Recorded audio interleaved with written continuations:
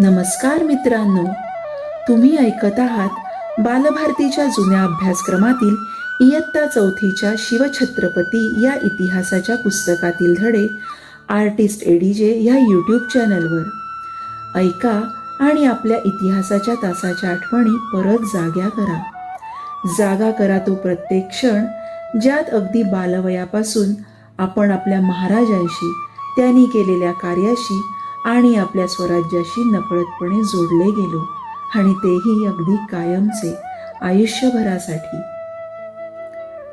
आता ऐकूया धडा 7वा, स्वकीय शत्रूंचा बंदोबस्त. जरब बसवली. शिवरायांच्या अवतीभोवती 12 मावळातील मावळे गोळा झाले. शिवराय सांगतील ती कामगिरी ते बजावत होते. स्वराज्यासाठी जगायचे आणि स्वराज्यासाठी मरायचे असे ते मानत होते. साधी भोळी मराठी माणसं ती. त्यांना शिवराय म्हणजे जीव की प्राण वाटत. पण शिवरायांच्या कार्याबद्दल मनातल्या मनात जळफळणारी, पिढ्यानपिढ्या आदिलशाहीची चाकरी करण्यात धन्यता मानणारी अशी काही मंडळी होती.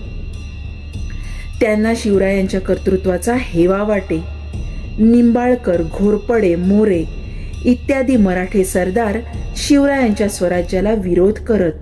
अशांचा बंदोबस्त करणे शिवरायांना भाग पडले.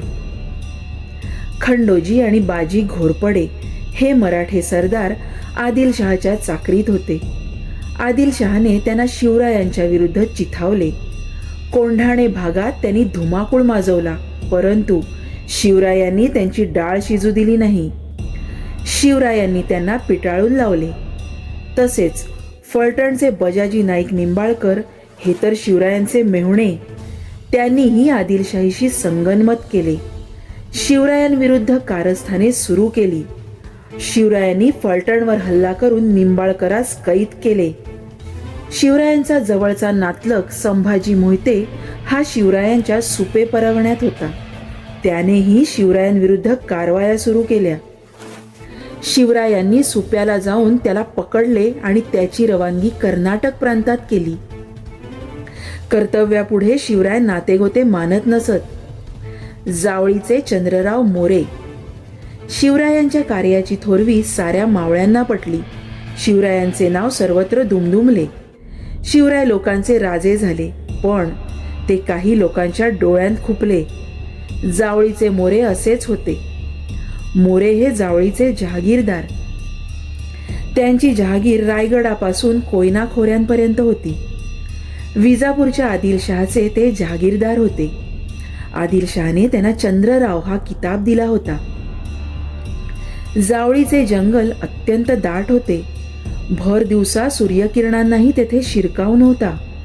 त्यात वाघ, लांडगे, अस्वले इत्यादी श्वापदे संचार करत. मोऱ्यांची जावळी म्हणजे जणू वाघाची जाळीच होती. त्यामुळे मोऱ्यांच्या वाटेला कोणी जात नसे, पण ती हिंमत केली शूर शिवरायांनी. त्याला कारण असे.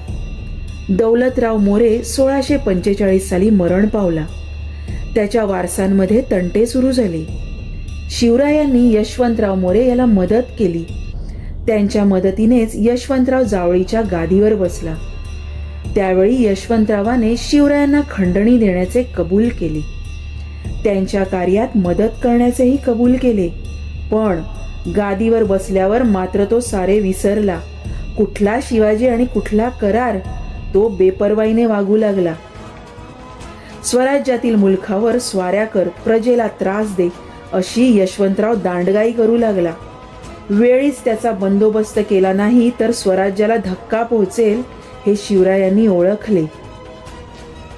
बंड केलिया मारले जाल.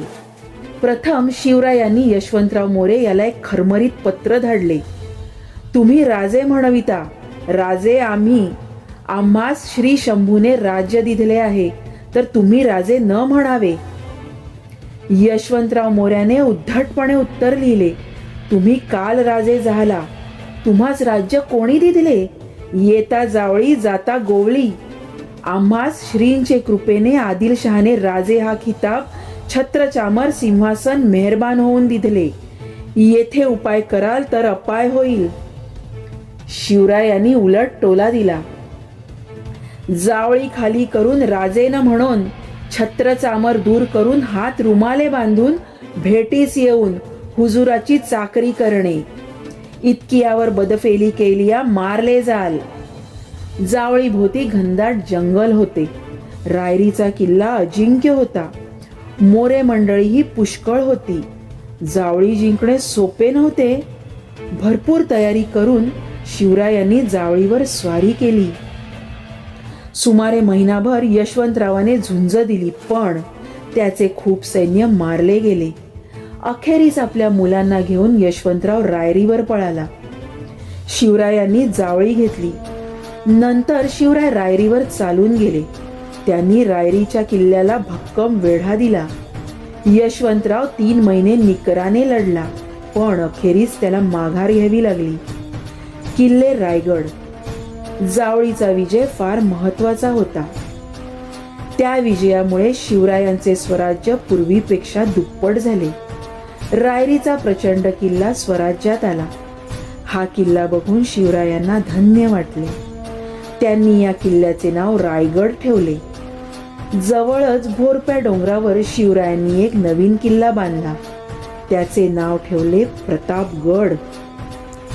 धडा 7वा इथेच समाप्त होत आहे.